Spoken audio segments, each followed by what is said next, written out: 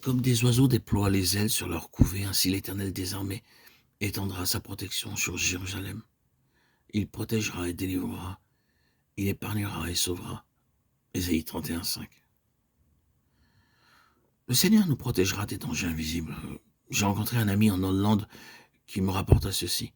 Il conduisait sa voiture par une nuit très noire lorsqu'il vit soudain une autre voiture venant dans sa direction. Pour éviter à cet homme un accident, il changea brusquement la direction de sa voiture et alla s'écraser contre un arbre. La voiture fut détruite, mais lui en fut éjecté sans aucun mal. Nous sommes continuellement protégés de bien des dangers et des détresses visibles et invisibles.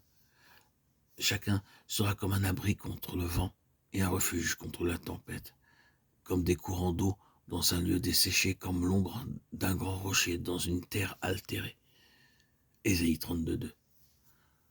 Le Seigneur déclare, après vous avoir sauvé, je serai votre abri. Quel privilège! Beaucoup de personnes en danger viendront vers vous rechercher votre aide et diront « Priez pour moi, s'il vous plaît ». De nombreuses personnes affectées par la calamité, la tristesse, viendront vers vous et ce sera votre privilège d'être une source de consolation, de force pour tous ceux qui seront dans de grands besoins. Lorsque vous êtes sauvés par sa grâce, il devient votre bouclier et fait de vous un bouclier pour les autres. Tes yeux verront le roi dans sa beauté, ils contempleront le pays lointain. Ésaïe 33, 17. Notre espérance est de voir notre Seigneur dans sa gloire. Nos yeux verront le roi de gloire.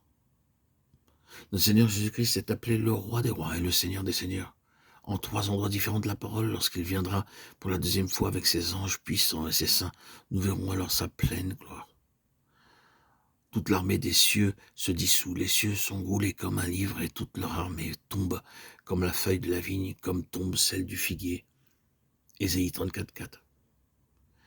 Il nous est rappelé ici comment le Seigneur a fait de nous sa possession. Le soleil, la lune et les étoiles sont à lui, mais il n'a pas fait d'eux sa portion. Cependant, devant Dieu, nous sommes très précieux. En recevant le Seigneur Jésus-Christ, nous pourrons dire véritablement, joyeusement et hardiment que nous vivrons pour toujours avec des corps glorifiés et immortels dans un royaume céleste qui ne passera jamais. Maintenant, nous sommes préparés pour cette nouvelle création, pour quelque chose d'éternel qui ne passera pas. Le désert et la terre aride se réjouiront.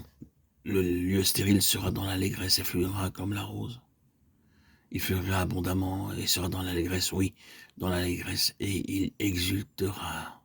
La gloire du Liban lui sera donnée, la magnificence du Carmel et du Sharon. Ils verront la gloire de l'Éternel, la magnificence de notre Dieu. Ésaïe 35, 1, 2.